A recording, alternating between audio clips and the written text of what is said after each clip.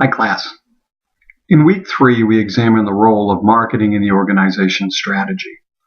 In chapter 2 of the Kotler and Kettler text, we read about the concept of the value chain. This was a construct that was developed by famed Harvard Business School professor Michael Porter, and it diagrams the process by which firms add value to the products and the offerings to their customers. This week, I happened to read an article about an old client of mine, a company called B&G Foods.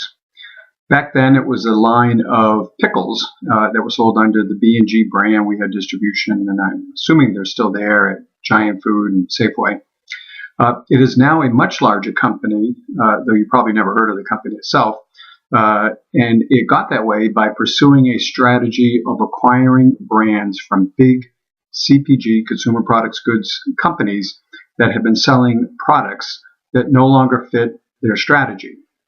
Another example of this dynamic in the food industry is the J.M. Smucker Company, which went from a family-owned maker of jams and jellies, which you probably are familiar with the Smucker's jams and jellies, and grew into one of the food industry's powerhouses by acquiring brands like Jif Peanut Butter, Folgers Coffee, and Crisco from industry giant Procter & Gamble that wanted out of the lower margin food business and sold those products to Smuckers.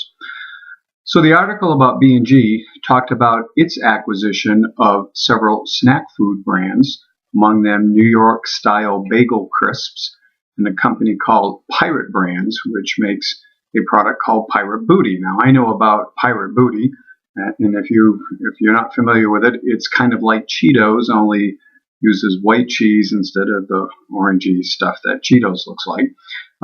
It is a favorite of my granddaughter.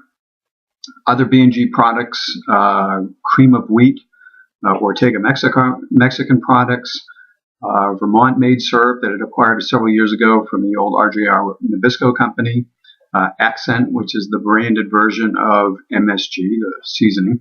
And so companies like B&G and Smuckers have taken cast-off brands from CPG giants and added value to them. They do this in a number of ways that we'll be studying about, such as just resuming advertising and pumping up marketing budgets using all the tools that, again, we'll be talking about later on in the course.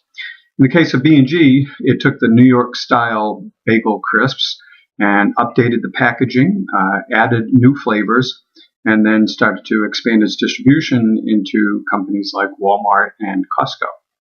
So this is a good example, I thought, of a role, of the important role that marketing plays in a company's strategy, with some rather timely news information on a company that I had some familiarity with a number of years ago, and it was kind of fun reading about what they're doing today and how their strategy appears to be very successful for them.